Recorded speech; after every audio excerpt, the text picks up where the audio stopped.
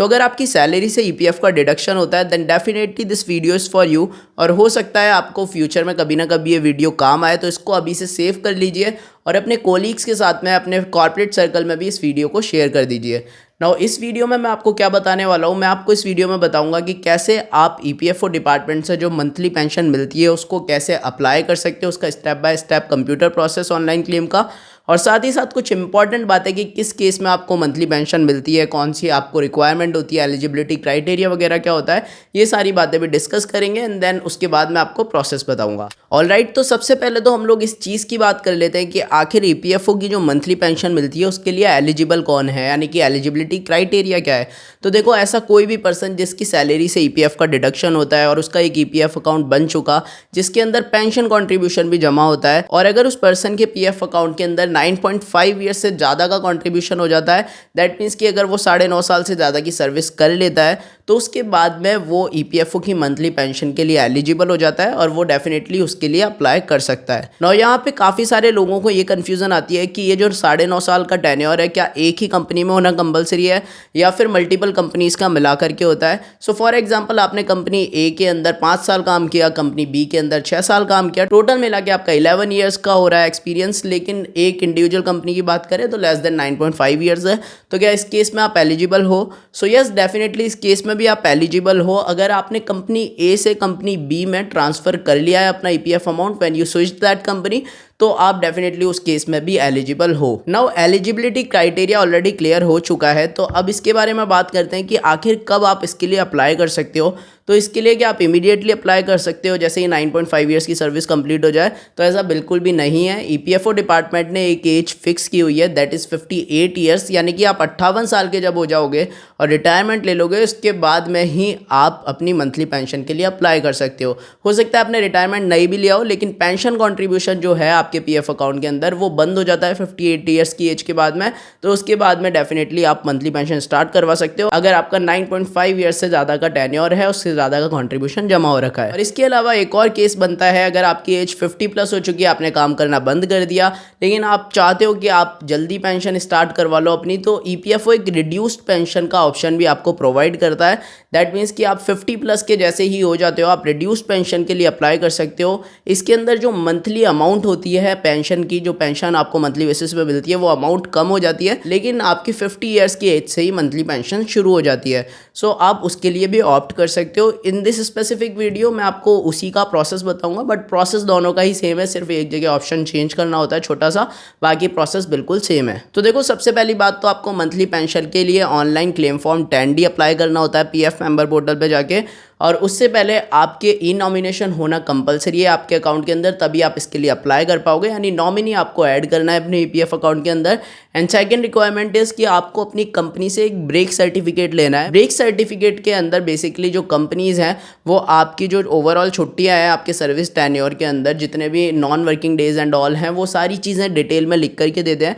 And उसको भी आपको साथ में अप्लाई करना होता है। और ये सारी चीज़ें अगर क्लियर हो चुकी है तो अब मैं आपको ऑनलाइन प्रोसेस बताता हूँ स्टेप बाय स्टेप आप कैसे अप्लाई कर सकते हो online claim form 10D। Online monthly pension के लिए फॉर्म 10D अप्लाई करने के लिए आपको सिंपली पीएफ के मेंबर पोर्टल के ऊपर आ जाना है, जिसका यूआरएल आप देख सकते हो, इसको मैं वीडियो के डिस्क्रिप्शन में भी डाल दूंगा, वहाँ से डायरेक्टली भी आप एक्सेस कर सकते हो। एंड उसके बाद में सिंपली यहाँ पे अपना यूएन और पासवर्ड डाल के आपको साइन इन कर लेना है। तो जैसे ही आप लॉग इन कर लोगे कुछ इस टाइप का इंटरफेस आपको देखने को मिलेगा। एंड देन उसके बाद में आपको सबसे पहले ई नॉमिनेशन कर लेना है। अगर आपके अकाउंट का ई नॉमिनेशन नहीं हो रखा तो आप प्रोसेस नहीं कर पाओगे क्लेम फॉर्म 10D, तो उसके लिए सिंपली आपको मैनेज के अंदर जाना है एंड आपको यहाँ पे ई नॉमिनेशन वाला ऑप्शन देखने को मिलेगा, वो कर लीजिए। और उससे पहले आपको प्रोफाइल के अंदर, व्यू के अंदर जाके प्रोफाइल के अंदर अपनी खुद की एक पासपोर्ट साइज फोटो और खुद का एड्रेस पहले अपडेट करना पड़ेगा। देन उसके बाद में आप ई नॉमिनेशन वाले ऑप्शन पे आकर के अपना ई नॉमिनेशन कंप्लीट कर सकते हो। और उसके बाद में सिंपली आपको जाना है ऑनलाइन सर्विसेज के अंदर और सिंपली फर्स्ट वाले क्लेम ऑप्शन के ऊपर क्लिक कर देना है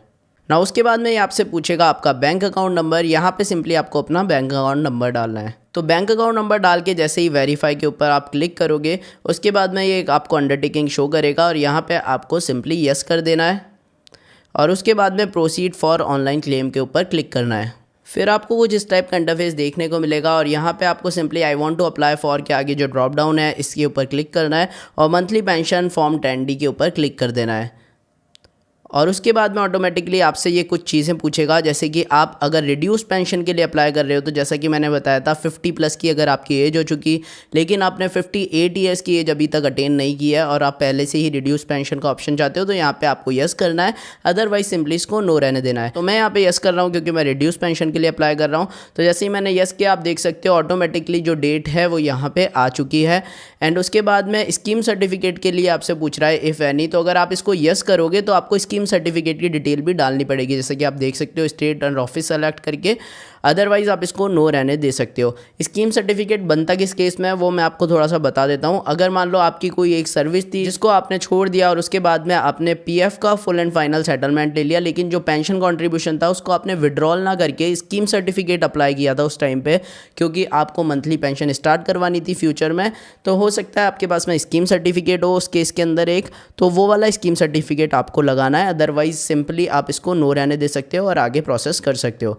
तो नीचे आपको फैमिली डिटेल्स के अंदर आपकी नॉमिनी की डिटेल देखने को मिलेगी, जैसा कि आप देख सकते हो। एंड यहाँ पे आपको अपना एड्रेस, पोस्टल एड्रेस फाइनली डालना पड़ेगा। तो जैसे ही आप यहाँ पे अपना एड्रेस डाल दो, एक बार अपना बैंक अकाउंट आप फिर से क्रॉस चेक कर सकते हो, ब्रांच वगैरह यहाँ पे सारी चीज़ें आपको शो करेगा विद IFSC कोड। अगर ये सारी चीज़ें ठीक है तो फिर स्क्रॉल डाउन कर लो, नीचे आ जाओ और यहाँ पे अंडरटेकिंग आपको देखने को मिलेगी। इनको ध्यान से पढ़ करके अपनी कंसर्ट यहाँ पे मार्क कर दो और उसके बाद में गेट मोबाइल OTP के ऊपर क्लिक कर दो। एक और इम्पॉर्टेंट बात यह है कि पहले यहाँ पर एक चेक या फिर पासबुक अपलोड करनी पड़ती थी, जिसके साथ में आपको जो मैंने ब्रेक सर्टिफिकेट बताया था वो भी आप अपलोड करते थे एंड उसके भी आपका क्लेम सेटल्ड होते थे और मंथली पेंशन स्टार्ट होती थी। लेकिन अभी ये जो ऑप्शन है वो हट चुका है। अब अगर आपकी बैंक KYC हो रखी है तो आपको कुछ भी अपलोड नहीं करना है यहाँ पे। तो आपको उस केस में ब्रेक सर्टिफिकेट कहाँ अपलोड करना है वो मैं अभी आगे बताता हूँ, जब तक मैं ये क्लेम सबमिट कर देता हूँ। तो जैसे ही आप OTP डाल के validate OTP and submit claim form के ऊपर क्लिक करोगे, आपका क्लेम सबमिट हो जाएगा। और उसके बाद में आपको एक काम करना है, सिंपली यहाँ पे क्लिक हियर के ऊपर क्लिक कर दो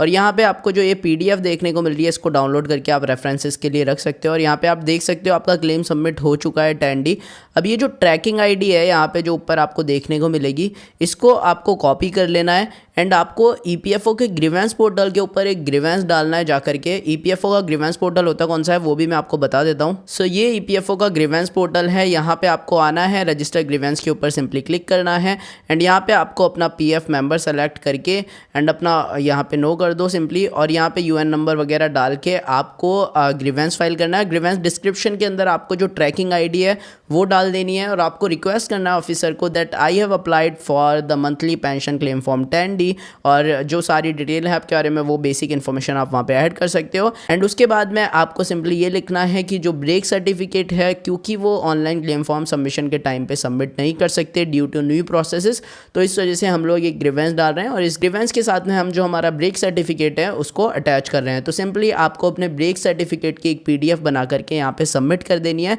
and you are done with the process. थोड़े दिनों के बाद में EPFO डिपार्टमेंट से आपका क्लेम सेटल हो जाएगा, तो आपको एक मैसेज आएगा जिसमें आपका एक PPO नंबर मेंशन होगा। और उसके बाद में अगर आपको फ्यूचर में कोई भी पेंशन से रिलेटेड इंक्वायरी वगैरह या फिर ग्रीवेंस वगैरह भी डालना है तो सिंपली आप यहाँ पे भी देखोगे PPO नंबर का अलग से ऑप्शन आपको देखने को मिलता है। EPS पेंशनर जैसे ही मैं सेलेक्ट कर रहा हूँ तो ये ऑटोमेटिकली आपसे PPO नंबर वगैरह पूछ रहा है, तो वो आपका एक स्पेसिफिक अलॉट हो जाएगा और मंथली बेसिस पे आपकी पेंशन आपको मिलती रहेगी। So I hope you like the video और सारे डाउट्स आपके क्लियर हो गए होंगे regarding the EPFO monthly pension. इसी टाइप के इन्फॉर्मेटिव वीडियोस अगर आप और भी देखना चाहते हो तो इस चैनल को सब्सक्राइब कर लीजिए, बेल आइकन को हिट कर लीजिए ताकि अपकमिंग वीडियोस की अपडेट आप तक जरूर आ जाए।